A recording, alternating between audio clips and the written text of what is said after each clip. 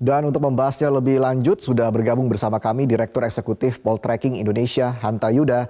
Selamat siang, Mas Hanta. Apa kabar? Selamat siang, Reza. Alhamdulillah, kabar baik. Baik, Mas Hanta, Anda melihat apakah Wali Kota Gibran memang layak mendapat kartu kuning dari PDIP setelah melakukan pertemuan dengan Capres Prabowo? Ya, yang dilakukan oleh Mas Gibran ini sebenarnya bukan yang pertama kali signal semacam ini. Sebelumnya kita ingat Mas Kaisang juga pernah menggunakan kaos Pak Prabowo pada saat itu.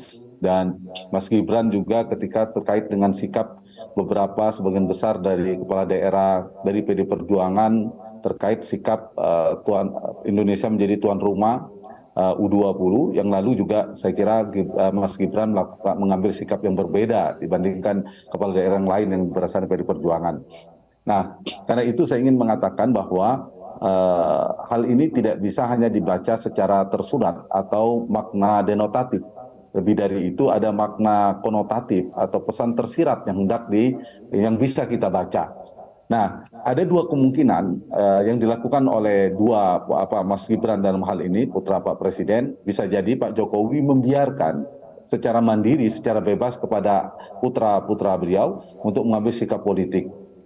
Atau yang kedua, ini bisa juga dibaca sebagai memang pesan politik yang hendak dikirim oleh Pak Jokowi terkait dengan sikap beliau dari dua hal ya bisa dibaca.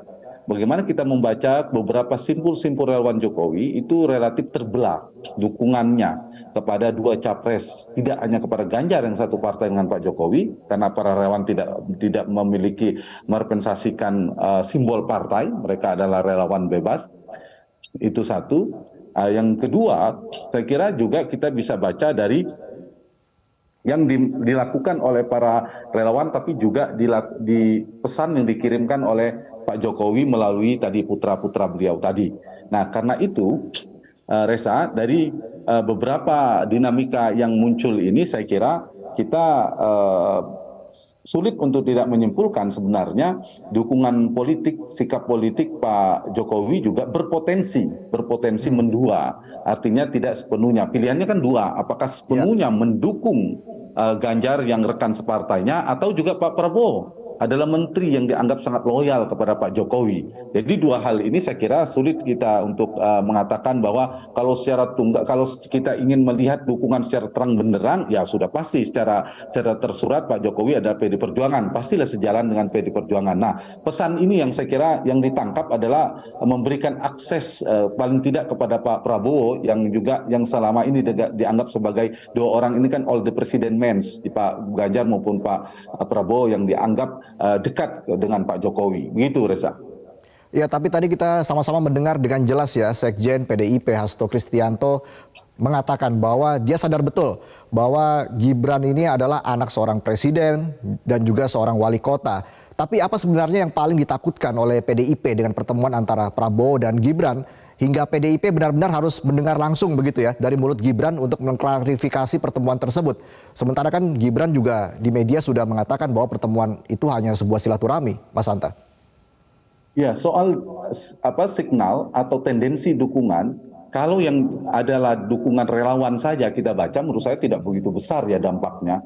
Sebagai mesin politik, relawan A, relawan B, relawan C ya tidak terlalu signifikan. Tetapi jauh lebih itu, yang mungkin dikhawatirkan oleh PD Perjuangan adalah bagaimana jika persepsi publik yang terbangun, ada pesan politik yang sangat kuat dikirim oleh Presiden Jokowi yang tentu memiliki pengaruh politik di saat approval ratingnya relatif cukup tinggi di antara 70-80%, sebuah endorsement dari seorang Jokowi itu memberikan dampak. Nah, itu yang saya kira membuat PDI Perjuangan khawatir atau melakukan langkah antisipatif, ya saya kira tidak berlebihan, sudah langkah yang relatif tepat agar tidak berkembang persepsi bahwa Jokowi atau keluarga Pak Jokowi itu sepenuhnya mendukung Pak Prabowo, dan itu saya kira akan merugikan posisi Ganjar sebagai capresnya PD Perjuangan. Nah, itu yang saya kira yang pesan juga dikirimkan sebaliknya oleh Sekjen PD Perjuangan Mas Hasto bahwa kemarin itu tidak ada dukungan. Jadi menegasikan kembali itu dukungan relawan saja,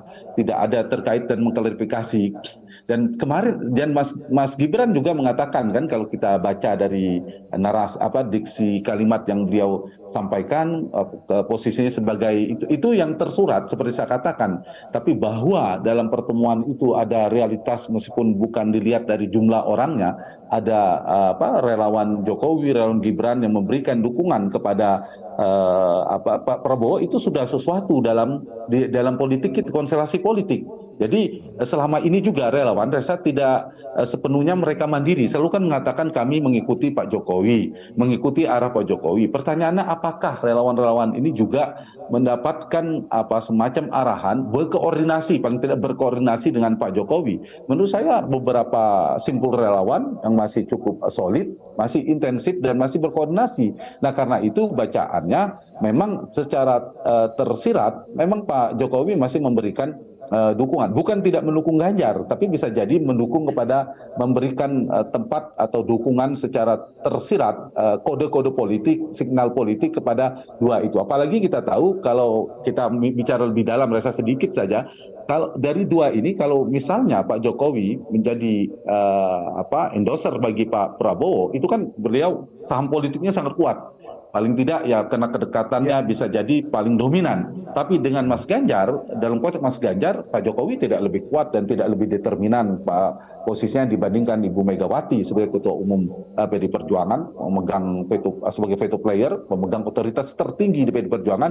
Dan kalau bicara Ganjar, pemegang saham politik yang berperan andil sangat kuat, besar, sangat dominan, atau saham mayoritas lah kira-kira, lebih kurang istilahnya, itu Pak adalah Ibu Mega. Nah, itu mungkin juga mempengaruhi, variabel ini juga mempengaruhi soal posisi. Dan satu lagi, mengkalkulasi kemungkinan kemenangan juga dari beberapa nama yang sudah muncul. Jadi menurut saya relawan, terbelahnya sikap relawan, kemudian sekarang kita lihat ada dinamika terhadap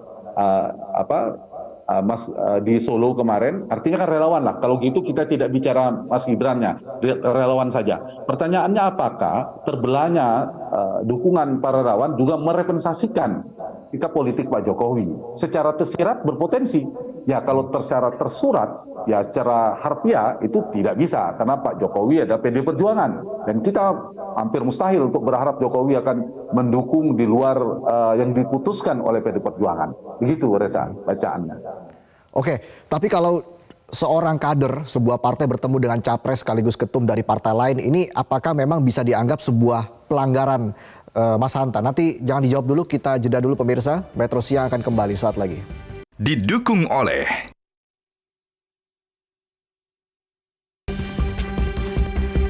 Pemirsa, terima kasih Anda masih bersama kami di Metro Siang. Kami masih berbincang dengan Direktur Eksekutif Poltreking Indonesia, Hanta Yuda. Mas Hanta, sebenarnya menurut Anda seperti apa sanksi yang paling mungkin dikeluarkan terhadap kadernya yang diduga membelot begitu dari partai? Kita ambil contoh misalnya Sandiaga Uno yang kerap mengikuti sejumlah agenda dari P3 ketika masih menjadi bagian dari Gerindra, sempat menjadi polemik internal Gerindra hingga akhirnya Sandi memutuskan keluar berpamitan dari Gerindra. Apakah pola seperti ini bisa terjadi pada Gibran, Mas Hanta? Ya, tadi kalau kita lihat dari statement ya, press conference yang dilakukan oleh Gibran dan Mas Hasto tadi, kelihatannya tidak masuk pada sanksi berat dan tidak dianggap sebagai pelanggaran sepertinya. Tadi justru Mas Hasto sebagai sekjen mengumumkan memahami posisi Gibran sebagai putra presiden, sebagai wali kota Solo. Jadi kapasitas Gibran sebagai wali kota Solo sekaligus putra presiden yang menyambut seorang menteri. Jadi itu kesimpulan yang saya tangkap, ya tidak dianggap melakukan sanksi atau melanggar kode etik atau apapun. Jadi clear di sana. Di saat yang sama Gibran pun mengatakan hal yang sama, apalagi isu pindah partai, dan tidak terjadi saya kira. Kecuali kita tidak tahu ada tensi politik yang kemudian berubah ke depan, itu hal yang berbeda. Tapi sampai pada hari ini kasus itu saya kira tidak sampai ke sana ya. Cuma yang lebih dari itu yang harus dibaca saya kira adalah soal signal, sikap kode politik atau representasi sikap Pak Jokowi ini, apakah sebagai istilahnya replika dari Pak Jokowi, sikap dari putranya pada para simpul-simpul relawannya itu merepresentasikan sikap Pak Jokowi. Itu penting. Kita bisa menariknya begini, Reza. Sejak awal kan kita tahu dua figur ini itu diinginkan dipersatukan dalam koalisi besar, yaitu antara Ganjar dan Prabowo ingin disatukan. satu menjadi capres, menjadi cawapres, sehingga menjadi kekuatan besar. Nah, itu yang diharapkan oleh Pak Jokowi kalau kita lihat, kita baca. Nah, tetapi dinamikanya sebelum dideklarasikan Ganjar dideklarasikan oleh PD Perjuangan sebagai capres, sebelumnya kan membuat koalisi besar yang ingin dibangun. Semua partai di dalam koalisi di luar Nasdem itu ingin bersatu menyatukan ini. Nah, karena kompetitifnya elektabilitas keduanya, tidak ada ingin mengalah menjadi cawapres, kemudian memutus keengganan Prabowo atau Ganjar menjadi cawapres, maka mereka maju sendiri-sendiri dan berpotensi koalisi yang dianggap dekat dengan pemerintah, dengan Pak Jokowi ini terbelah dalam dua kekuatan politik.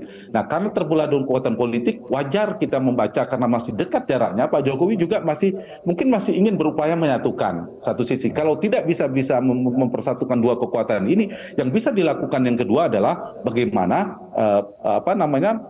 dukungan akses politik yang diberikan relatif masih tidak tunggal, tapi diberikan kepada keduanya. Apalagi gini ya, sedikit kita tahu kita berangkat dari approval rating, tingkat kepuasan atau segmentasi basis pemilih Pak Jokowi 2019 yang lalu, ditambah yang mempersepsikan kinerja Pak Jokowi positif, itu kan 70 sampai 80% tadi. Tapi kemudian basis Pak Jokowi 2019 itu kan angkanya 55%. Nah, itu tidak terkonsentrasi ke dukungan ke Ganjar, belum. Elektabilitas Ganjar kan berkisar 30-35%, sehingga masih banyak basis Pak Jokowi yang belum menentukan pilihan atau sebagian ke Pak Prabowo. Karena itu sekarang Ganjar maupun Prabowo sama-sama sedang menyasar basis Pak Jokowi. Nah, ini saya kira juga penting, kedua-duanya berkepentingan. PD Perjuangan Ganjar yang ingin mengamankan agar solid dukungan Jokowi, pendukung Jokowi kepada Ganjar. Pak Prabowo juga membidik basis Pak Jokowi agar mendukung beliau, karena sama-sama dekat dengan Pak Jokowi. Satu menterinya, pembantu presiden, yang satu adalah rekan separtainya. Jadi itu yang saya kira dinamika politik elektoralnya berkelindan dengan yang tadi terkait dengan dukungan simpul relawan dan sebagainya tadi. Oke. Mas Hanta, terakhir, dengan dukungan relawan Jokowi Gibran yang mengarah kepada Prabowo begitu, apa efek terberat yang akan dihadapi oleh Ganjar? Iya, kalau semakin besar dukungan itu ditangkap persepsinya oleh publik, baik dikirim secara tersirat maupun tersurat. Kita bicara tersirat saja, artinya kode politik saja, artinya dibaca terbelah saja, maka itu berpotensi mengurangi soliditas dukungan pendukung Jokowi kepada Ganjar, yang diharapkan rekan separtai semuanya ke Ganjar Pranowo. Nah, semakin kuat persepsi itu atau semakin banyak simpul-simpul mesin politik relawan yang mendukung Prabowo, itu ya semakin merugikan Ganjar, artinya bergeser, atau sederhananya basis pemilih Jokowi akan terbelah, meskipun sebenarnya terbelah ke semua, ke Ganjar, ke Prabowo, juga ke Mas Anies, Mas Ganjar maupun Pak Prabowo akan ada, tapi tinggal berapa proporsinya. Ya, mungkin Ganjar berharap dominan di Ganjar, tapi dengan dinamika seperti ini, maka ada potensi Prabowo yang diuntungkan akan mendapatkan basis dari Pak Jokowi 2019. Ditambah tadi basis approval rating atau yang merespon positif kinerja Jokowi itu tidak bisa solid ke Ganjar semua. Sebagian juga ke Pak Prabowo. Kalau 50-50 aja misalnya itu sangat merugikan Ganjar karena basis Ganjar mengutamakan di sana. Sementara Prabowo itu berbagi juga dengan Anies Baswedan, itu basisnya di 2019 juga terbelah. Jadi begitu bacaannya. Kalau kita berangkat dari 2019, saya sedikit, itu kan pemilih Jokowi dan pemilih Prabowo. Pemilih Prabowo 2019 itu terbelah, terutama ya paling banyak itu memilih Prabowo sendiri masih tetap, dan sebagian besar juga sudah pindah ke Anies Baswedan. Pemilih Jokowi juga terbelah sekarang ke Ganjar Pranowo dan ke Prabowo Subianto. Nah, Pak Prabowo ini kan di tengah-tengah kalau kita lihat spektrum politiknya, posisi politiknya. Nah, kalau itu yang dilakukan semakin banyak, maka semakin melebar dukungan kepada Prabowo yang berasal dari basis Jokowi, maka itu semakin menekan, menggencet, menekan dukungan terhadap Ganjar. Nah, tapi kalau semakin solid dukungan ke Ganjar, maka Ganjar yang melebar dukungannya dari basis Jokowi, Prabowo mengurang. Jadi begitu kira-kira posisi politik elektoralnya. Ini kan pertarungan membentuk persepsi sebenarnya, bukan sekedar mesin. Kalau soal sebagai mesin politik pemenangan, mungkin relawan tidak terlalu signifikan. Tapi ini persepsi yang dibangun kepada publik. Karena dalam politik ini kan persepsi sangat menentukan. Siapa yang bisa menangkan persepsi publik, dialah biasa menjadi pemenang dalam pertarungan politik. Begitu. Baik, terima kasih atas analisa Anda, Direktur Eksekutif Poltreking Indonesia, Hanta Yuda, sudah bergabung bersama kami di Metro Siang.